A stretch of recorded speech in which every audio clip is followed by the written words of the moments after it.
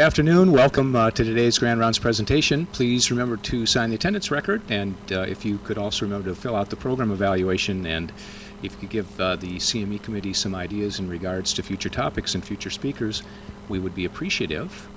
Our speaker today is Dr. Eric Waldron. Dr. Waldron received his PhD in psychology at the University of Houston. He did a pre-doctoral fellowship at UCLA and then did postdoctoral training at the University of Iowa, where he has stayed as an associate in the Benton Neuropsychological Lab. He is here today to discuss the new diagnostic criteria and guidelines for Alzheimer's disease and the role of neuropsychology. And please join me in welcoming Dr. Waldron.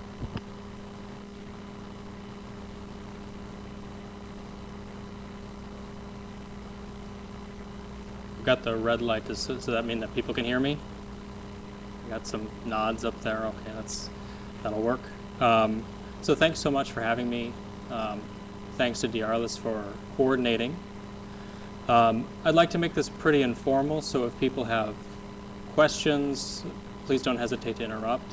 I'm a pretty informal guy, so like I said, stand up, wave, yell. It's all cool. So, like you said, I'm going to be talking about the new diagnostic criteria and guidelines for Alzheimer's disease and the role of neuropsychology. It was a series of papers that were published last year about in an update of the 1984 criteria for Alzheimer's disease. So, here's a bit of an outline. I'm going to start with a very brief history of Alzheimer's disease. A little bit of background about the importance of this work, epidemiology for Alzheimer's disease.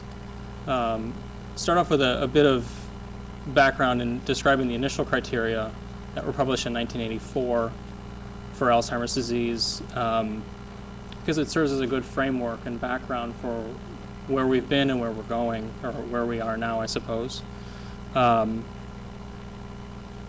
I'll talk then about the revised criteria in this series of 4 papers that were published last year. They started with an introduction and why the new criteria are important, and then the series of papers about the preclinical stage of Alzheimer's disease, and those were research guidelines only. And then talk about the guidelines and criteria for mild cognitive impairment, the guidelines and diagnostic criteria for Alzheimer's disease.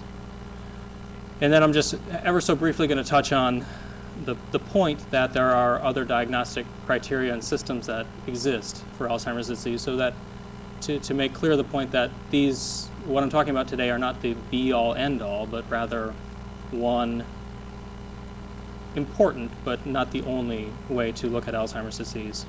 And then touch on just a few slides worth of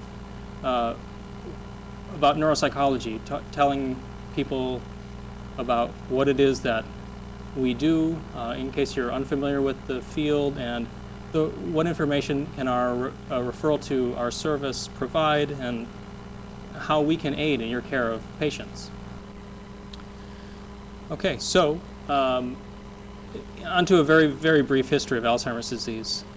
Alois Alzheimer was first came into contact with a 51-year-old patient, August Dieter, with presenile dementia in 1901.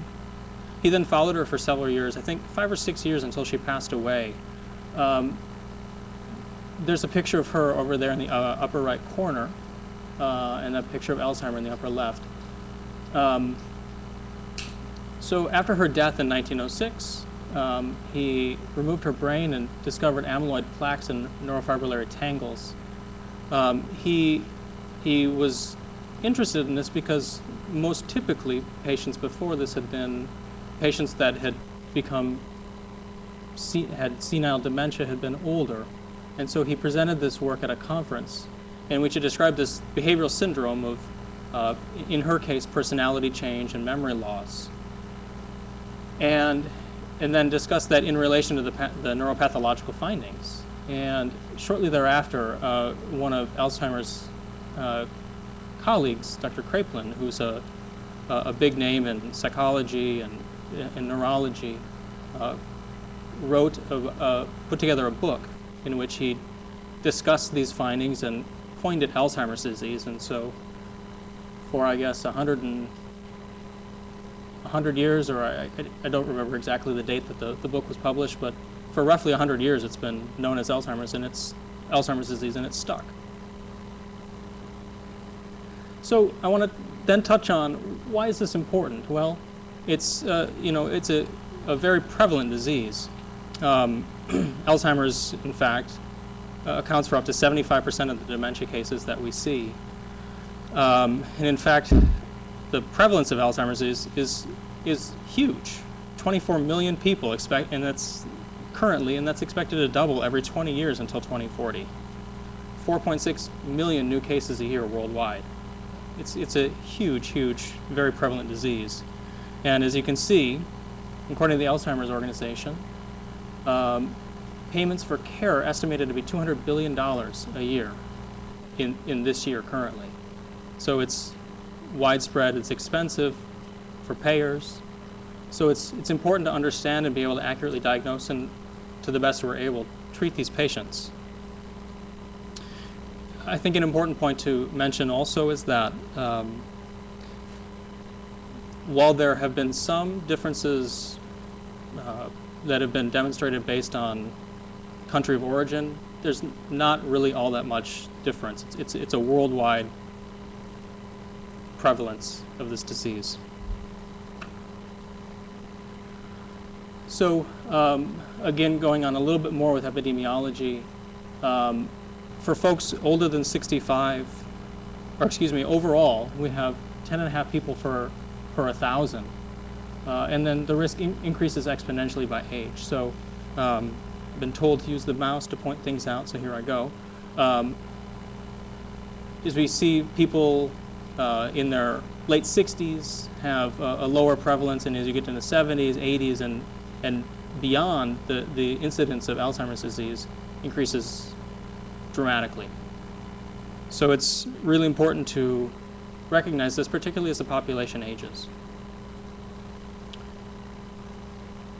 All right. Sorry, I'm clicking the wrong button.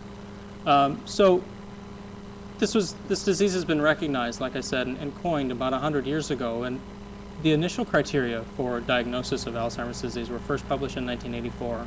And like I said, I'm going to talk about this for a few slides anyway to highlight where we've been and give us a foundation for the criteria that were published a year ago. So this is the paper that was published in 1984 with a description of what Alzheimer's disease is. And the authors of this paper proposed the following classifications. First being the clinical diagnosis of probable Alzheimer's disease. The second being the clinical diagnosis of possible Alzheimer's disease. And the criteria for definite Alzheimer's disease. And so you'll see that we've got this three-tiered distinction that they brought up in this initial paper. And you'll see this theme carry on throughout even the current, the 2011 papers. So in that being the probable, possible, and definite.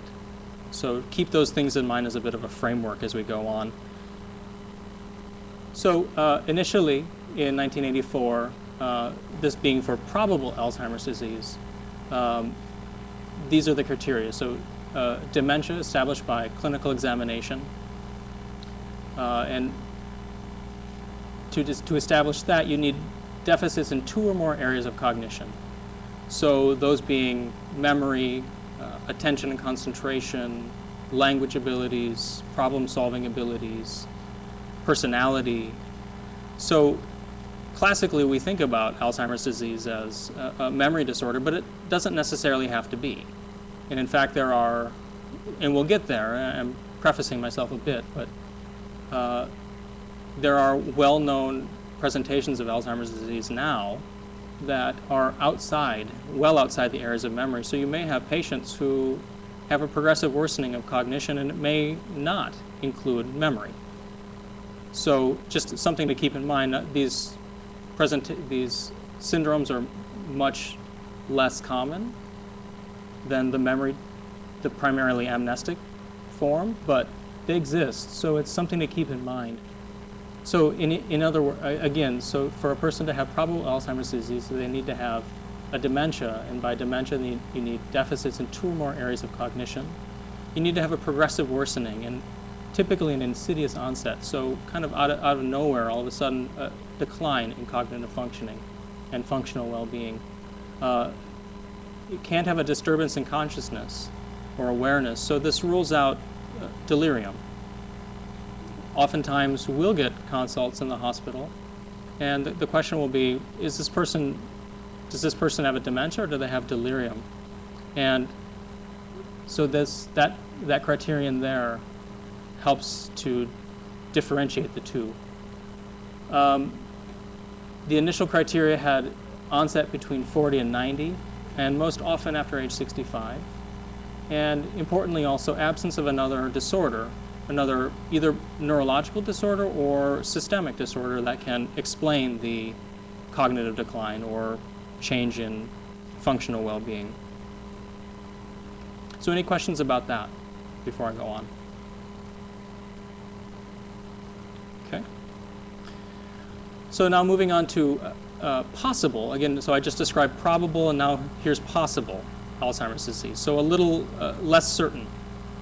So this diagnosis could be made from the 1984 criteria in that you have a dementia syndrome is present, but with variations in the onset, so a more sudden onset, and with the presentation, and with the clinical course. So like I described before, classically we think of Alzheimer's disease and Alzheimer's dementia with a slowly progressive course. Now, if somebody has more of a fluctuating course or a stair-step course that is starting here and they've declined ever in stepwise fashion, that could be a possible diagnosis. Also, Alzheimer's disease, possible Alzheimer's disease could be diagnosed in the presence of a second systemic or brain disorder, but this second disorder is not the one responsible for the dementia syndrome. I suppose an example of that would be a person who has epilepsy, and they have really rare seizures. They're now 70 years old, and all of a sudden you have cognitive decline. We know that seizures and epilepsy can lead to cognitive decline, but a person can have both. And the last possible option for possible Alzheimer's disease, that sounded redundant, is when a gradually progressive severe cognitive deficit is identified in the absence of other identifiable cause. So this allowed physicians in the 1984 criteria or others to make the diagnosis of possible Alzheimer's disease. And this theme will carry on into the current criteria as well.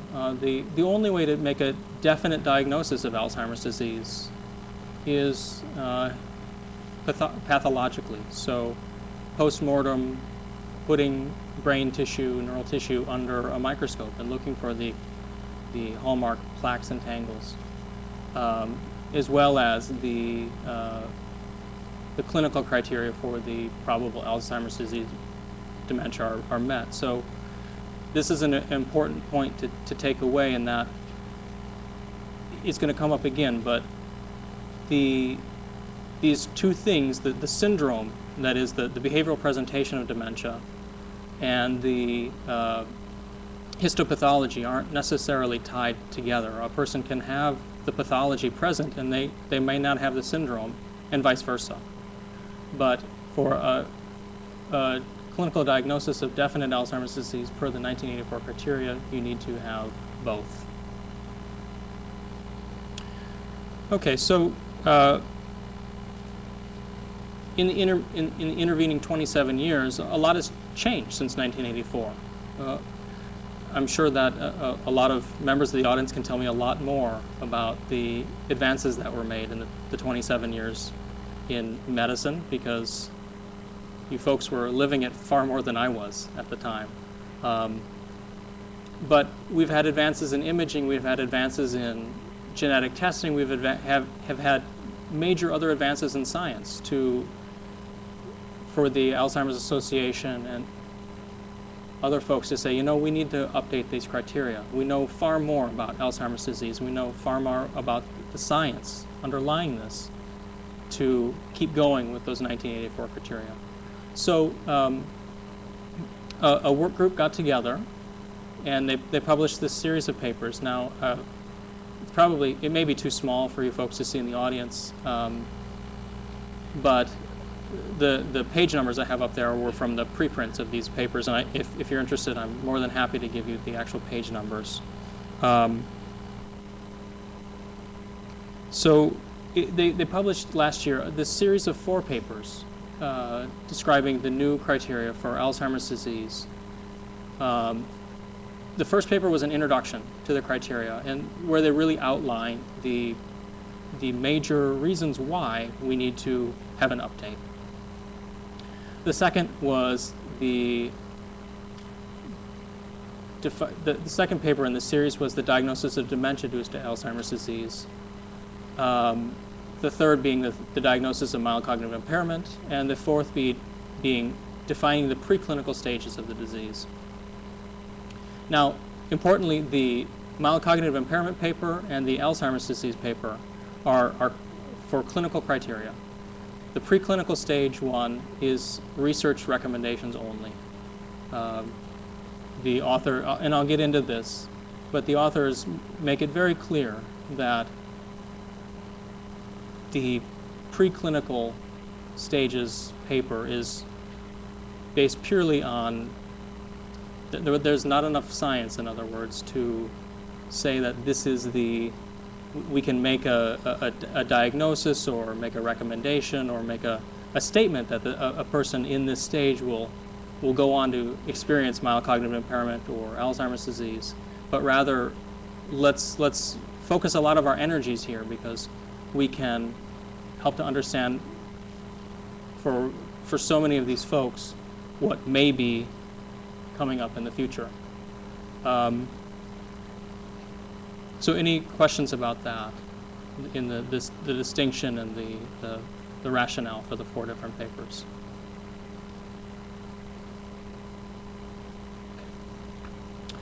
All right. So again, just to reiterate, there's the introduction to the recommendations. And I should say that I'm going to go into these in a little bit of a different order.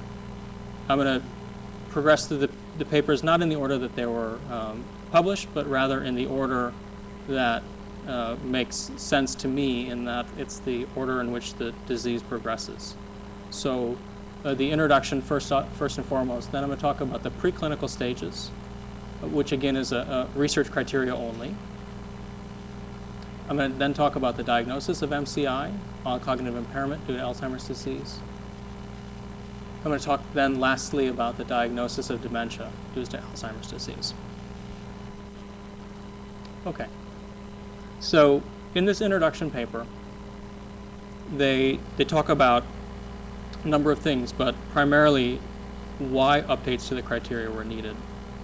So like I alluded to before, they recognize that there's a distinction between the Alzheimer's disease pathology, that is the plaques and tangles that are present, and the clinical syndrome. It's pretty well recognized that, like I said before, a person can have the plaques and tangles, but not have the syndrome, so not have the memory loss or the functional impairment, and vice versa. A person can have the functional impairment and they can have the memory loss, other cognitive changes, but may not have the histopathological basis for the disease. So the papers and the criteria papers really emphasize this point, that those two things are dissociable. And they needed to point that out. It really wasn't well recognized in 1984, in other words. There's been over the intervening 27 years, there's been an increased knowledge about the neuropathology responsible for Alzheimer's disease. There's a greater understanding about the neurofibrillary tangles and the amyloid plaques. that are responsible for the disease, or in most cases. They recognize also that the process starts well before the criteria for Alzheimer's disease are met. I'm sure there isn't a person in this audience that doesn't realize that they've interacted with a person, they've had a patient that, maybe they're not, you wouldn't classify or you wouldn't diagnose them or classify them as having dementia or major cognitive problems, but they're not quite the same as they were in the past. They're just a little more forgetful. They rely on their spouse a little bit more.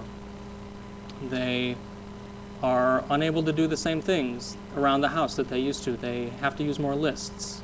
They have to rely on other devices to keep track of their household. They have to write things down more.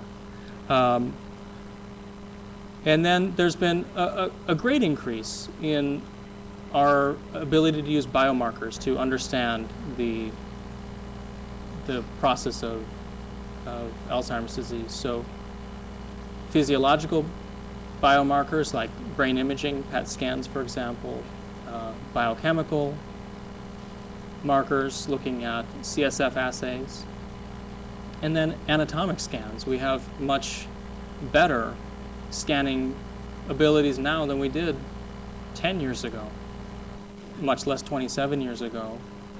We have higher Tesla scanners that can give us much greater ability to see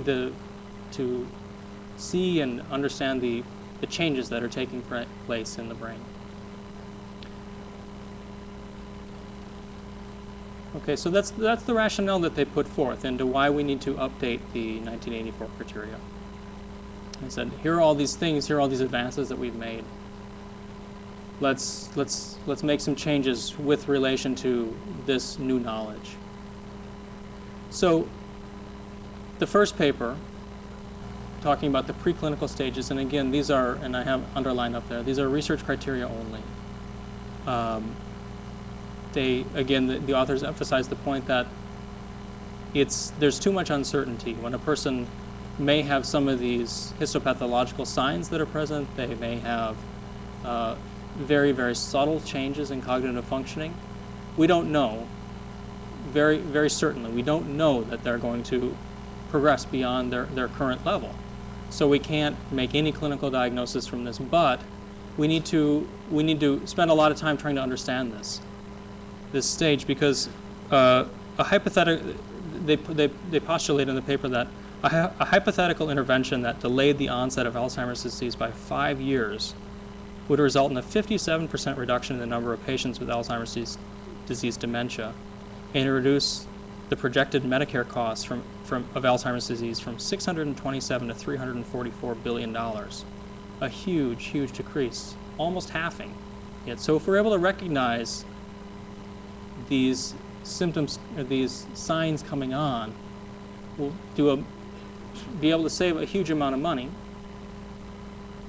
And they also discuss extensively the importance that early detection is going to be the absolute key. And they make analogies to, and I'm sure that folks in this audience could tell me much more about this than I can tell you, but they discuss extensively the idea that if we can detect the disorder preclinically and intervene, people have a much better outcome. And they make the analogy between cardiovascular disease, and that before people have a heart attack or before a person has a stroke, we're able to recognize that cardiovascular disease is present, treat them, and then they'll have a better outcome before the pathological process occurs. Likewise, they say for cancer also, that they've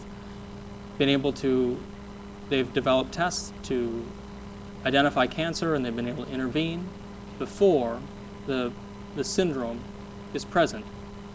So they make the same point for Alzheimer's disease. If we can find out that the pathological process is present, but a person's not having any symptoms yet, let's see if we can intervene, and we'll be able to have a better outcome for the patient. And then, of course, make the insurance companies happy too, because they won't have this much financial responsibility. So they talk about a number of different biomarkers that have been associated with this preclinical stage of Alzheimer's disease. So they talk about, they spend a lot of time talking about amyloid accumulation because that's one of the key things that have, the key markers that has been tied to development of Alzheimer's disease. And so in this red curve here, they note that people with normal functioning will begin to develop Alzheimer's disease, or excuse me, will begin to develop amyloid.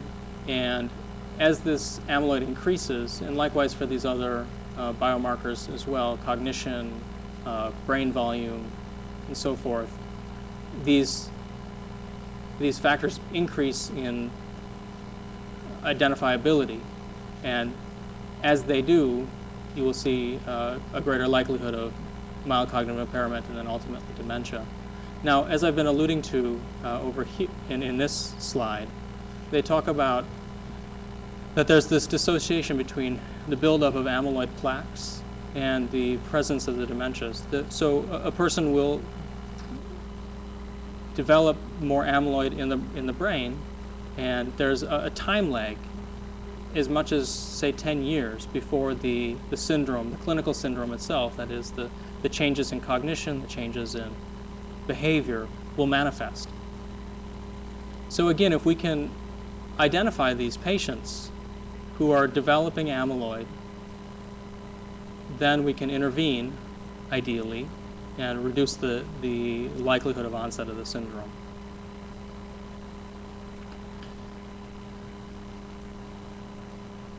And so they postulate, or they put forth these three different stages in the preclinical phase. Stage one being the asymptomatic amyloidosis. So if you're able to identify with PET imaging, for example, they can put certain tracers in the PET scan, or inject certain tracers in the person and scan them with PET imaging and demonstrate the presence of amyloid. But a person may not have any clinical signs or symptoms at that time. So the first stage that they propose is an asymptomatic amyloidosis. Stage two in the preclinical stages then is amyloidosis plus neurodegeneration. So folks who have Alzheimer's disease tend to have specific areas of the brain that reduce in size, primarily the medial temporal lobes, the hippocampi. So the stage two of preclinically would be you've identified amyloidosis in the brain, and you've also done structural MRI to demonstrate that a person has changes in hippocampal volume. Stage three in these preclinical stages, and I should mention also that in stage two, that a person's hippocampal volume may not be associated with changes in cognition. For the most part it is, but you may have subtle changes in hippocampal volume, hippocampus being critical for episodic memory for new information, that is not reflected in a person's memory, day-to-day functioning. So that being the second stage. And then the third stage, amyloidosis, neurodegeneration, and subtle cognitive decline. Once a person progresses into this stage, you be more certain that there will be the next step would be mild cognitive impairment or Alzheimer's disease. It's not a certainty. So again, that's why the authors emphasize that these are just research criteria at present, but things to be on the lookout for.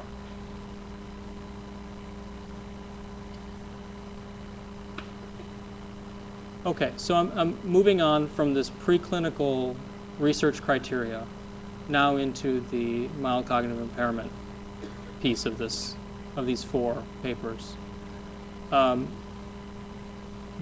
I discussed before when I introduced the 1984 criteria that there are these papers are broken down into sort of a repeating familiar framework, in that they talk about first the clinical criteria for diagnosing the disease or disease process or syndrome, and then they talk about the research criteria and helping to identify through work with biomarkers being brain imaging, cognitive evaluations, and so forth, CSF studies. They break them, again, so clinical criteria and research criteria, as well as within the clinical criteria you have probable, possible, and definite. So 3 different stages within there. I'm trying to make a scaffolding because it gets a little confusing when there's all these different severities of the syndrome and then different levels within each severity, and then clinical and research criteria. It would end up being a gigantic matrix that I, in retrospect, should have made a slide that put all that together, but I think even then it would have been pretty confusing. So again, I've moved on to mild cognitive impairment now, and then we're talking about the way that they've broken it down is into the core clinical criteria and the ways in which research can help identify this syndrome. It's important to note that these are the clinical criteria now. So these are diagnoses that you can make. If you have a patient that comes into your office or your exam room and has these criteria to be introduced here in 1 second, this is a diagnosis that you can make and hopefully start to intervene to the best that we're able. Okay. So here are the criteria for the clinical and cognitive syndrome of mild cognitive impairment. First, there needs to be a concern regarding a change in cognition. And this can be established oftentimes when we have patients come into our clinic. It's established through a spouse. A patient's wife says, my husband he's just not remembering quite like he used to. I'll tell him something and he'll say, no, we didn't talk about that. Or he'll tell me the same thing over and over and over again. He has to write things down more. So either the person themselves, the patient themselves can be aware of the change, or oftentimes it's a spouse that's aware of a subtle change in memory or other thinking abilities. A second criteria being a demonstrable impairment in one or more cognitive domains. So again, that can be memory, but it doesn't necessarily have to be. It can be attention and concentration, it can be personality, it can be language abilities. But in spite of that change in cognitive functioning, they have a general preservation of their independence and functional abilities. And by that I mean their ability to manage their own medications, or their ability to manage their finances, or the day-to-day activities that they need to do to maintain their independence in their household. And lastly, they are not demented, so they don't have widespread cognitive and functional impairment. I guess it's sort of covered up there already. Okay, so again, to go back to that scaffolding I talked about earlier, I talked about the clinical criteria for mild cognitive impairment. Were there any? I should go back. Are there any questions on those clinical criteria? Because I'm going to switch then next into the research criteria that can bolster your confidence in making that sort of a diagnosis. Any questions about these criteria? Yeah, go ahead.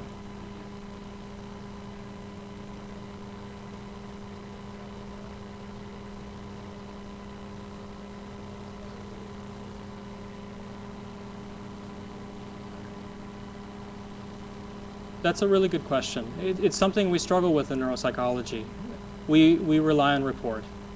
We rely on the report of either the person themselves, which is not necessarily great, or we rely on the report of someone that is very familiar with, lives with the person, a spouse, a family member. There are ways that you can assess it in getting social work or visiting nurses to do in-home visits, but it's more tricky. So it's a harder thing to establish, absolutely. Any other questions that I can address? Okay. All right, so moving into the research criteria for the diagnosis of MCI. Again, these are the authors emphasize the point very clearly that you can make this diagnosis without neuropsychology, without brain imaging, without any fancy tests. If you talk to the patient, you talk to their spouse, and they're saying, yeah, absolutely, there are changes taking place, and you have good confidence and you feel that the reports are reliable, you can make this diagnosis without any extra tests. But they say that if you have access to these different biomarkers, you can increase the specificity of your diagnosis considerably. So the two fundamental issues are,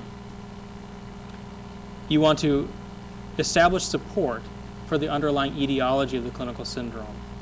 So if you have biomarkers, that is brain imaging techniques, cognitive neuropsychological testing, CSF assays, and so forth, you can increase the likelihood that you're making an accurate diagnosis.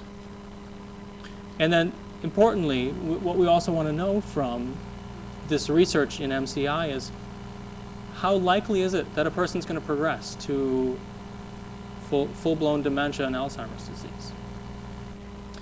People can have a decline into mild cognitive impairment, so they have subtle changes in cognition, but they may not progress to Alzheimer's disease, and we don't know why that is. So it's really important for continued research into these biomarkers to understand what it is that either prevents or prevents a person from declining further, or what factors are responsible or associated with that decline. So they consider at length about these various biomarkers. And again, it's the same ones I've talked about before. So biomarkers reflecting amyloid beta, so PET imaging tracers that can be injected when a person is in a PET scanner. Biomarkers of neuronal injury, so that is atrophy of hippocampal structures, medial temporal gyrus structures, and then again associated biochemical change, so CSF assays and so forth.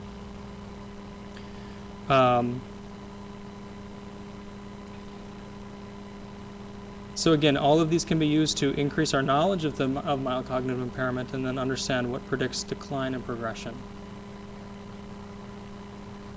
So they propose this terminology for mild cognitive impairment. I should say, importantly, that mild cognitive impairment is probably a piece.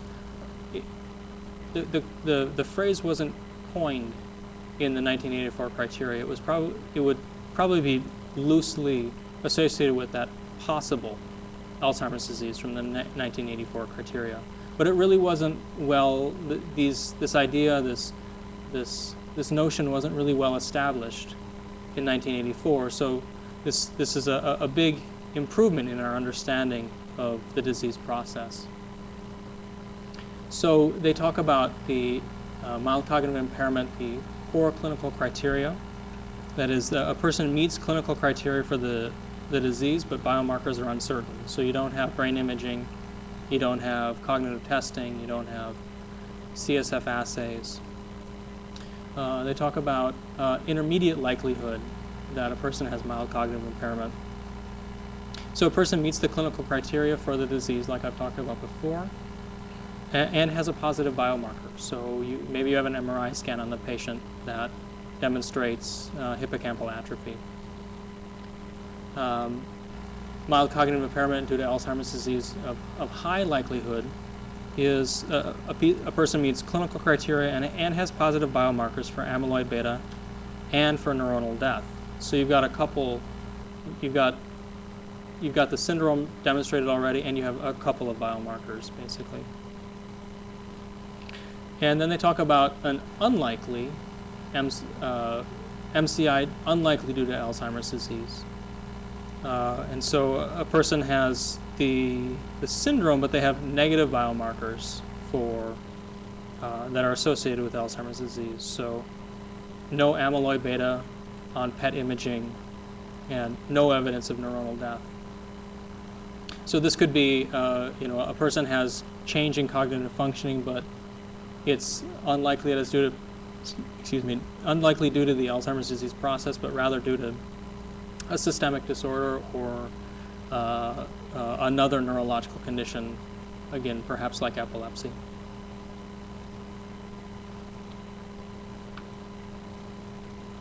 Okay, I'm now moving into the diagnosis of dementia due to Alzheimer's disease, the last paper of these 4 in the series. So this manuscript provides, and I've covered this to some degree already, but the manuscript provides an update on the original criteria. Well, why? And they outline these 7 different reasons. There's a broad and somewhat variable relationship between the histopathology and the clinical syndrome itself. So again, a person can have the pathology. You can have demonstrated amyloidosis, but you may not have the syndrome. So they say, well, we need to understand this relationship a bit more. We recognize now, way better compared to 1984, that there are other dementias exist for other reasons. So things like posterior cortical atrophy, primary progressive aphasia, dementia with Lewy bodies, frontotemporal dementia, vascular dementia. All these things are much more well understood now. We get patients that come into our clinic very often, and they'll say, oh, my grandfather had Alzheimer's disease, my great uncle had Alzheimer's disease. And, while that makes them very concerned. And I think if that diagnosis was given 20, 30 years ago, there's a good chance that any sort of cognitive decline back then was classified as Alzheimer's disease.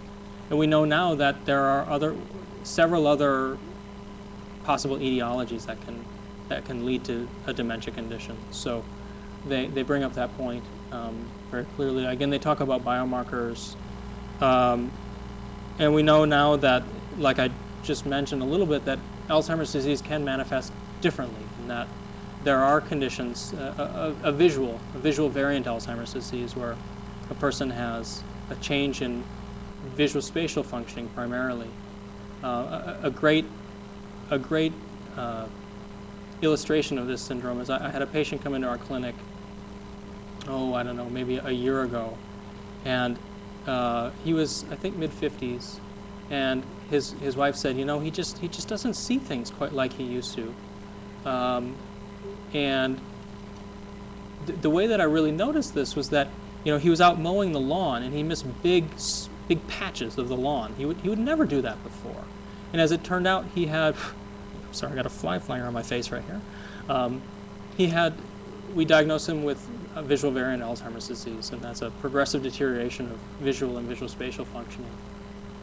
We also know that there are other forms of Alzheimer's disease, like primary progressive aphasia, that is a primary progressive loss of language functioning. It often starts off with a person's ability to name things. So what do you call this? A watch, a pen, and then it progresses through over time into language, loss of all language functioning. A person ends up looking like a global aphasic in the end. Eventually, those conditions will also, towards the latter stages, will have memory changes as well. But that's not the primary or the first presenting problem. And we know now that those are actually a function of Alzheimer's disease, but they're less common versions of that. We know a lot more now about the genetics of Alzheimer's disease. And a point that they bring up also is that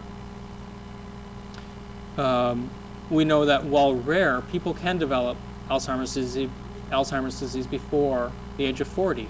The old criteria specified that the diagnosis couldn't be made if a person was younger than 40. But we know that it happens. It's extremely rare, but it can occur. And in the prior criteria, they had that possible Alzheimer's disease diagnosis, like we talked about, and it was extremely heterogeneous. And now MCI fits into that criterion.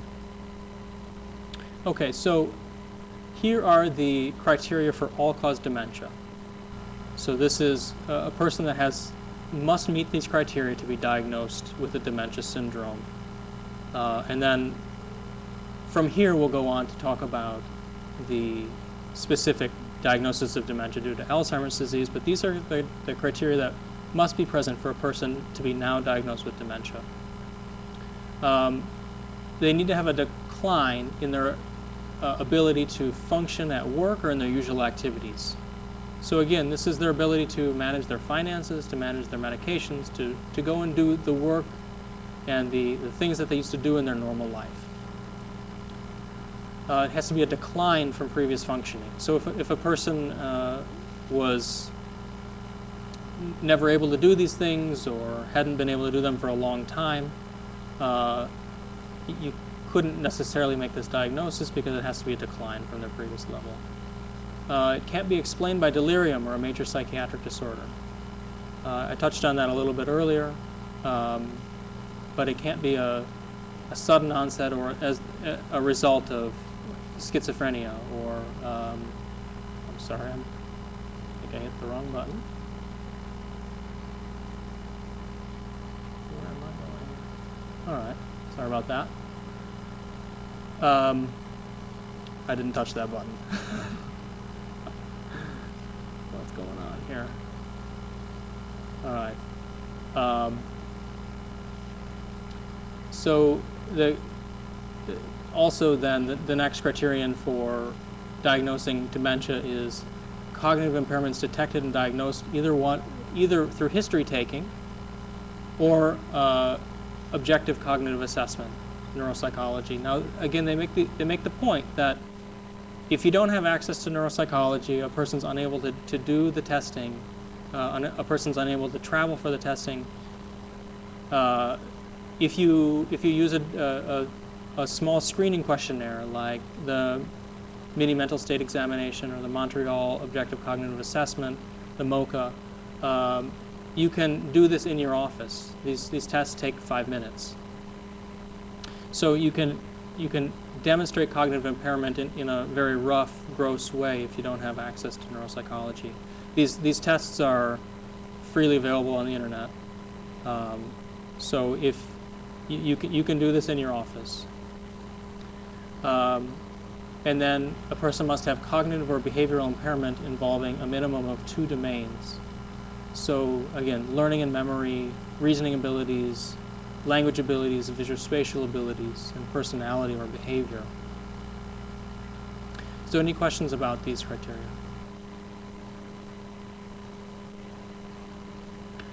Okay. So again, these are the classification criteria for Alzheimer's disease. So dementia due to Alzheimer's disease. So a person has probable Alzheimer's disease dementia, or they can have possible, or they can have probable or possible dementia with evidence of the pathophysiological process. So again, that's through biomarkers. So for a person to have probable Alzheimer's disease dementia, They meet the criteria for dementia, again with the insidious onset, worsening cognitive functioning, cognitive deficits, either through the amnestic presentation, so memory disorder, or through a non-amnestic presentation, like I talked about before, with progressive visual dysfunction or language dysfunction. The diagnosis should not be applied when there's evidence of concomitant cerebrovascular disease or evidence of another dementia syndrome, like frontotemporal dementia, dementia with Lewy bodies, and so forth. Diagnosis of Alzheimer's disease, dementia, several factors can increase the certainty of your diagnosis. So again, documented cognitive decline, either through rough tools like the MMSC or neuropsychological testing, or through demonstration of causative genetic mutations that can, for example, ApoE, that can increase the likelihood of Alzheimer's disease. These are factors that can increase your certainty or your specificity of your diagnosis. Again, biomarker evidence, like I've talked about before, PET imaging, for example, MRI, structural MRI. Now going into possible Alzheimer's disease, dementia can be applied when there's an atypical course or there's an etiologically mixed presentation. A person has vascular disease as well, but you have evidence of progressive decline in cognitive functioning. Again, biomarker evidence can increase your specificity or certainty about making this diagnosis.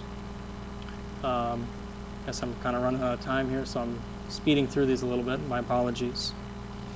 And then a definite diagnosis of Alzheimer's disease can be made with pathophysiologically proven.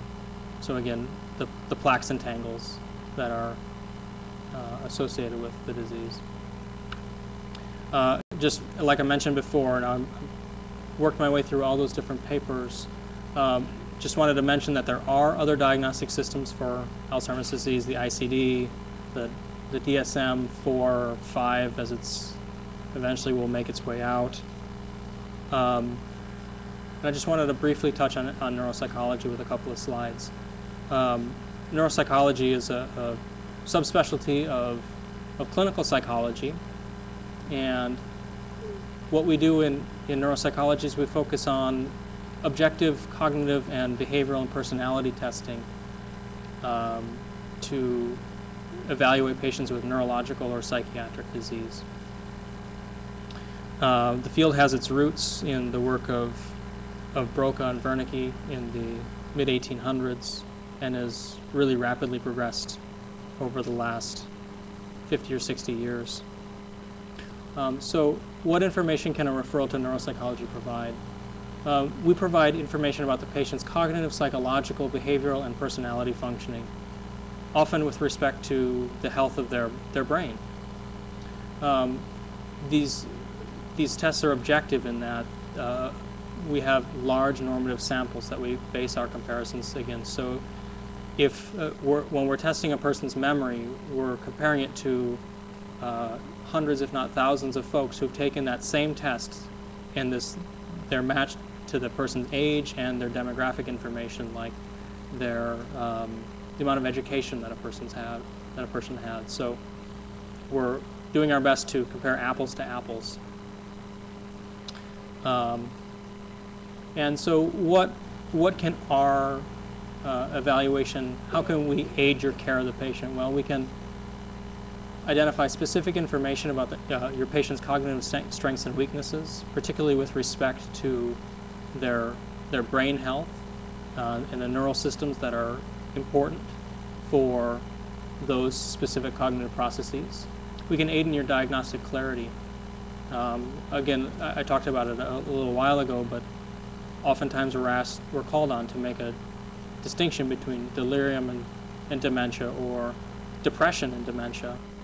You may be familiar with the term pseudodementia, and a person who has a severe depression later in life, the effects of depression can absolutely mimic the effects of dementia. A person can have memory problems, attention problems, and so forth. But as you know, treating one versus the other is a very different thing. We can make recommendations about the patient's psychosocial well-being, and then other treatment recommendations about what a good living situation for the patient, the appropriate amount of support they may need in their home. For example, a person shouldn't be responsible for their own medications. They shouldn't be responsible for their own finances. They're likely to make a mistake. They shouldn't drive anymore. So those sorts of psychosocial and treatment recommendations. And so that's all I have. Sorry I had to hurry through the end. I'd like to just quickly thank some of these folks from colleagues of mine for their assistance in preparing the slides, and say thank you again for having me and allowing me to talk to you.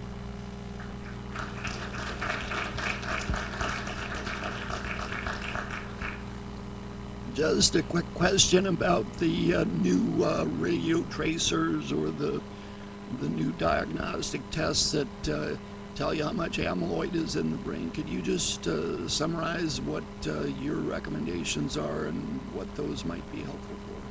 Sure, I can do that. It's pretty. So when we see a person in our clinic who has a suspected dementia, we will oftentimes that person will come to, if they're already in the University of Iowa system, often they'll come to us with they've already had an MRI scan. We'll say, well, you know, there's maybe some subtle change in there, but it's hard to know whether that structural change is due to just normal aging processes. The radiologists tend to be somewhat conservative with throwing changes out there. So oftentimes our recommendation to the referring doctor is this patient could benefit from PET imaging. It can help to identify areas of hypometabolism in the brain, and those are pretty strongly associated with dementia conditions. So specifically, if a person has hypometabolism in the medial temporal lobes, that's strongly suggestive of Alzheimer's disease or mild cognitive impairment. So we make that recommendation often. Now, how often the neurologist actually or the referring physician actually follows through on that is variable. But it can strongly aid in your understanding. And it can help also with differential diagnosis. So you have a person who has changes in their memory functioning suggestive of Alzheimer's disease, but they've had some personality change too. And so if, you know, maybe they've come for neuropsychology and then we demonstrate subtle changes in both those areas. If a person goes then into the PET scanner and they have gross hypometabolism of their frontal lobes, that would be much more suggestive of a frontotemporal dementia, and you'd want to pursue avenues of treatment in that direction as opposed to Alzheimer's disease. When we look at PET imaging, one, I guess the question comes up, is that still considered investigational? If it's investigational, insurance doesn't cover it. And then what's the false positive, i.e. false negative rate on those imaging studies? Those are great questions. I mean, and that's a big thing that the authors bring up in all these studies, is that's why they emphasize that these can help, but they're not the be-all, end-all. I mean, you have to put it all together as a part of your conceptualization of the patient. There are false positives. There are false negatives. The hypometabolism of a certain part of the brain isn't necessarily mean that a person has Alzheimer's disease or not. And frankly, there are differences between sites, scanners. It's not a perfect correlation. It's not a perfect way to do it, but it can help. It can help to aid your understanding of a possibility. It's one other piece of the puzzle that can help to aid your diagnosis. It's not perfect.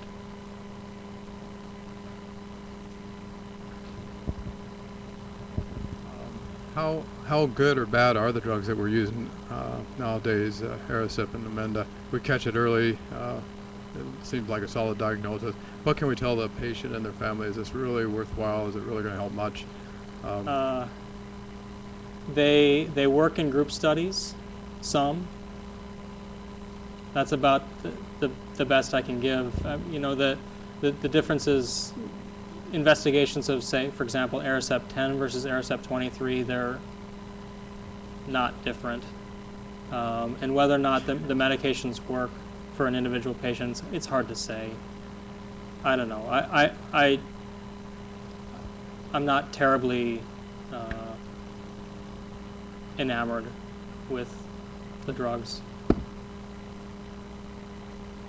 Yeah, I think, you know, I really appreciate your presentation, and you know, we're getting stuck now with the distinction between MCI and Alzheimer's disease, and you know, there's still controversy about that. I think John Morris's article recently was pretty unhappy about the idea that we're fragmenting everything in MCI, and rather than just saying, hey, it's Alzheimer's disease. Yeah. So I appreciate you putting it out there. I don't think it's a resolved issue at all, how to label things, and it's important to us as we put stuff into the EPIC system, how we try to identify these things. Mm-hmm. So, Absolutely. Appreciate your effort. Thank you. Thank you. Yeah, please go ahead.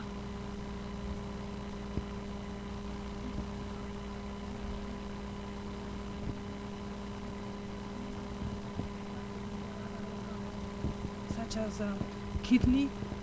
Is this patient will be risk on developing Alzheimer in the future? I don't know the answer to that question. I'm not sure. That's a very good question, though, and I don't know the answer to that. I'm sorry. I'm not sure. Sorry.